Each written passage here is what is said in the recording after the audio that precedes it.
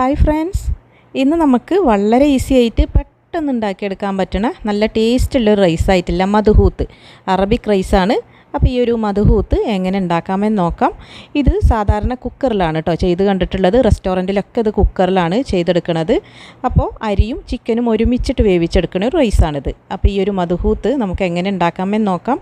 അപ്പോൾ ഞാൻ അതിന് വേണ്ടിയിട്ടൊരു കുക്കർ ചൂടാക്കാനായിട്ട് വെച്ചിട്ടുണ്ട്. അത് ചൂടായി വരുമ്പോൾ അതിലേക്ക് നമുക്കൊരു 1/4 കപ്പ് എണ്ണ ഒഴിച്ചു കൊടുക്കാം. ഫ്ലേവർ ഇല്ലാത്ത ഏത് എണ്ണ വേണമെങ്കിലും നമുക്കിതിലേക്ക് ഉപയോഗിക്കാം കേട്ടോ.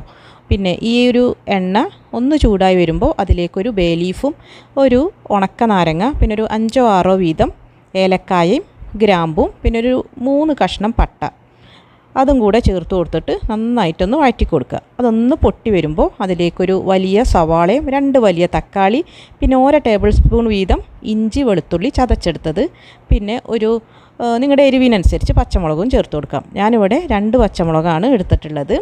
ഇനി അതെല്ലാം കൂടെ ചേർത്തിട്ട് നമുക്ക് നന്നായിട്ടൊന്ന് വഴറ്റി കൊടുക്കണം. അപ്പോൾ അല്പം ഉപ്പും കൂടെ ചേർത്തിട്ട് ഇത് നല്ല പോലെ ഒന്ന് വഴറ്റി കൊടുക്കാം. അപ്പോൾ അതാ നമ്മൾ ചേർത്ത ആ ഒരു സവാളയും തക്കാളിയൊക്കെ ഒന്ന് ചെറുതായി ഒന്ന് വഴണ്ടി വരുമ്പോൾ അതിലേക്ക് നമുക്ക് കുറച്ച് മസാലപ്പൊടികൾ ചേർത്ത് കൊടുക്കാം. അപ്പോൾ അതിന് വേണ്ടിയിട്ട് ഒരു 1/2 ടീസ്പൂൺ മഞ്ഞൾപ്പൊടി ചേർത്ത് കൊടുക്കുന്നുണ്ട്. കൂടെ തന്നെ നമ്മുടെ ചെറിയ ജീരകം ഉണ്ടല്ലോ, അത് 1 ടീസ്പൂണ് പൊടിച്ചെടുത്തത് അതും കൂടെ ചേർത്ത് കൊടുക്കാം.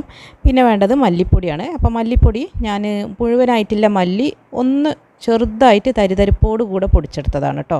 അത് ഏകദേശം 1 ടേബിൾ സ്പൂണോളം ഉണ്ട്. പിന്നെ ഒരു 3/4 ടീസ്പൂൺ നമ്മുടെ ബിരിയാണി മസാല, എല്ലാം കൂടെ ചേർത്ത ബിരിയാണി മസാല. ഇനി അതില്ലാന്ന് വെച്ചാൽ ഗ്രാമ്പു, ഏലക്കായ, പട്ട ഇത് 3ഉം കൂടെ നന്നായിട്ട് വറുത്തൊന്ന് പൊടിച്ചിട്ട് അത് 3/4 ടീസ്പൂണ് ഇട്ട് കൊടുത്താലും മതി കേട്ടോ. അങ്ങനെ ആയാലും കുഴപ്പമില്ല. അപ്പോൾ അതെല്ലാം കൂടെ ചേർത്തിട്ട് ഏകദേശം ഒരു 5 മിനിറ്റോളം ലോ ഫ്ലെയിമിലിട്ടിട്ട് നന്നായിട്ടൊന്ന് വഴറ്റി കൊടുക്കണം. പിന്നീട് നമുക്കിതിലേക്ക് ഒരു ചിക്കൻ സ്റ്റോക്കിൻ്റെ 1 ക്യൂബ് കേട്ടോ, ഒരെണ്ണം മാത്രം മതിയാകും. ഇത് പിന്നെ ഓപ്ഷണലാണ്, വേണമെന്നുണ്ടെങ്കിൽ മാത്രം ചേർത്താൽ മതി.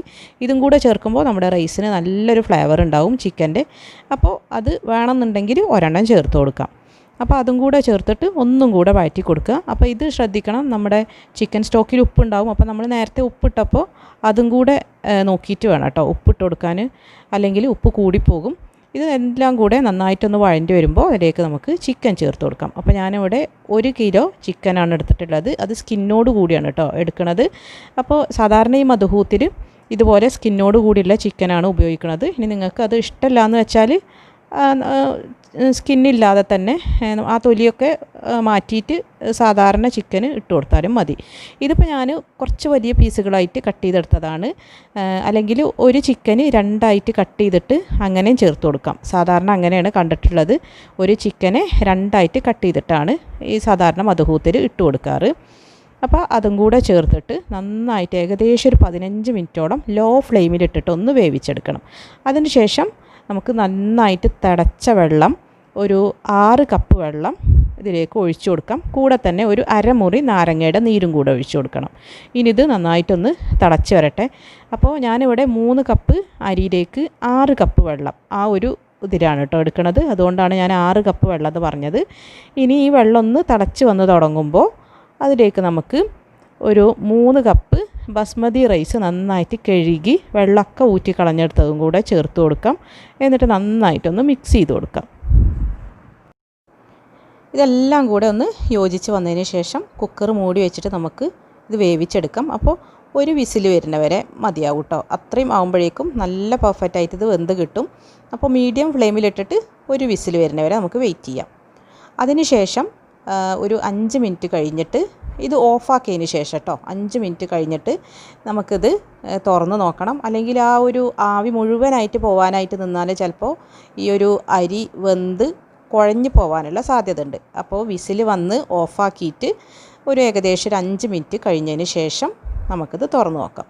ചിക്കനൊക്കെ നന്നായിട്ട് വെന്തിട്ടുണ്ടാവും, കാരണം നമ്മൾ ആ മസാലയിൽ ഇട്ടിട്ട് ഒരു 15 മിനിറ്റോളം വേവിച്ചെടുത്തല്ലോ. അപ്പോൾ ആ ഒരു ചിക്കന് പകുതി വേവായിട്ടുണ്ട്, ബാക്കി ഈ ഒരു കുക്കറിൽ കിടന്നിട്ടും വെന്ത് കിട്ടും. അപ്പോൾ അതുപോലെ ചെയ്യാം. അപ്പോൾ അത് കണ്ടോ, നല്ല പെർഫെക്റ്റ് ആയിട്ടില്ല, നല്ല ടേസ്റ്റുള്ള ഈ ഒരു അറബിക് റൈസ് മധുഹൂത്ത് ഇവിടെ റെഡി ആയിട്ടുണ്ട്. അപ്പോൾ എല്ലാവരും ഇതൊന്ന് ട്രൈ ചെയ്ത് നോക്കൂ കേട്ടോ. പെട്ടെന്ന് നമുക്ക് ഉണ്ടാക്കിയെടുക്കാൻ പറ്റുന്ന ഒരു റൈസാണ്. നമ്മൾ സാധാരണ അറബിക് റൈസിലൊക്കെ കഴിക്കാൻ പറ്റുന്ന ആ ഒരു തക്കാളിയുടെ ചട്നിയും അതുപോലെ തന്നെ തൂമോ ഒക്കെ കൂട്ടി കഴിക്കാൻ പറ്റുന്ന നല്ല ടേസ്റ്റുള്ള ഒരു റൈസ്. അപ്പോൾ നിങ്ങളെല്ലാവരും ഒന്ന് ട്രൈ ചെയ്യുക, നിങ്ങളുടെ ഫീഡ്ബാക്സും പറയുക. ഇനി വീണ്ടും പുതിയ നല്ല റെസിപ്പീസുമായി കാണാം. അതുവരെ താങ്ക് യു.